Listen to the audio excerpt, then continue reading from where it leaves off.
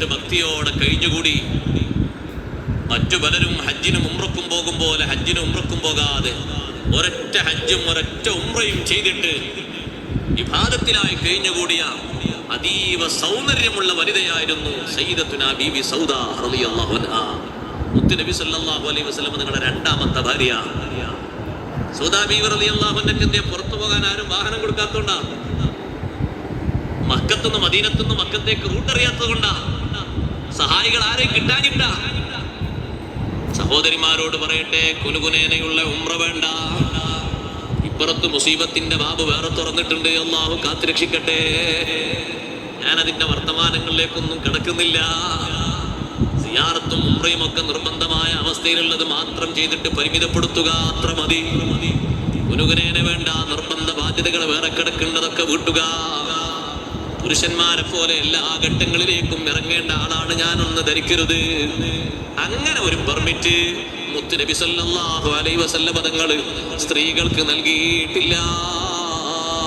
നബി സല്ലല്ലാഹു അലൈഹി വസല്ലം തങ്ങളുടെ പത്നിമാരും അവിടുത്തെ പെൺമക്കളും അവിടുത്തെ പേരക്കുട്ടികളും മദീന പള്ളി തൊട്ടടുത്തുണ്ടായിട്ടും ഒന്ന് കാലെടുത്ത് വെച്ചാൽ ആ പള്ളിയിലെ സൊഫിലേക്ക് എത്താം.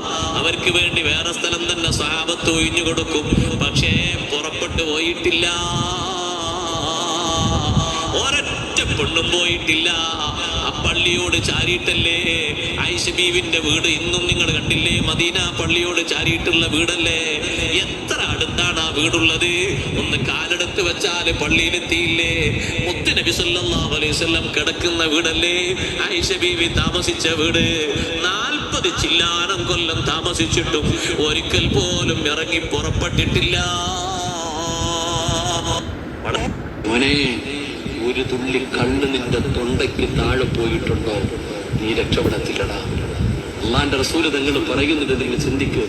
ഒരു തുള്ളി കണ്ണ് നിന്റെ തൊണ്ടയ്ക്ക് താഴെ പോയിട്ടുണ്ടെങ്കിൽ അള്ളാടെ സ്വർഗ്ഗത്തിൽ കേറാമെന്ന് നീ സ്വപ്നത്തിൽ പോലും കരുതരുത്. ആയിഷ ബീവി റളിയല്ലാഹു തആല നിവേദനം ചെയ്യുന്ന ഹദീസ്, കള്ളുകുടിയനോട് സലാം പറയാൻ പാടില്ല, കള്ളുകുടിയന് മക്കളെ കെട്ടിച്ചു കൊടുക്കാൻ പാടില്ല, കള്ളുകുടിയന് സാമ്പത്തിക സഹായം ചെയ്യാൻ പാടില്ല, കള്ളുകുടിയൻ രോഗമടിച്ചു കിടന്ന കാണാൻ പാടില്ല, അവന്റെ ജനാസയുടെ പുറകിൽ നടക്കാൻ പാടില്ല, അവന്റെ ജനാസയുടെ കൂടെ പോലും കിടക്കാൻ പാടില്ല. അള്ളാഹു കാക്കുമാറാകട്ടെ. നിസാരമാണെന്ന് വിളിച്ചോ, അവിടുന്ന് ഇവിടുന്ന് ഒളിച്ചു ഭാഗത്തരിക്കണ മക്കളെ സൂക്ഷിച്ചോ മോനെ. ഒരു നാളല്ല പൊക്കോടാ. അള്ളാഹു കാക്കുമാറാകട്ടെ. അള്ള കാക്കുമാറാകട്ടെ. ഒരു ദിവസം അല്ല നിന്നെ പിടിക്കും. അന്ന് നീ ഒരുപാട് വേദനിക്കേണ്ടി വരും. ചെയ്തത് വേറെ എവിടെങ്കിലും കിടന്നായിരുന്നെങ്കിൽ കുഴപ്പമില്ല എന്ന് പറയാ. നീ മോനെ, ഒരു തുള്ളി കള്ള് നിന്റെ തൊണ്ടയ്ക്ക് താഴെ പോയിട്ടുണ്ടോ? നീ രക്ഷപ്പെടത്തില്ലടാ. അള്ളാന്റെ റസൂല് തങ്ങൾ പറയുന്നുണ്ട്, നിങ്ങൾ ചിന്തിക്ക്. ഒരു തുള്ളി കള്ള് നിന്റെ തൊണ്ടയ്ക്ക് താഴെ പോയിട്ടുണ്ടെങ്കിൽ അള്ളാടെ സ്വർഗ്ഗത്തിൽ കേറാമെന്ന് നീ സ്വപ്നത്തിൽ പോലും കരുതി.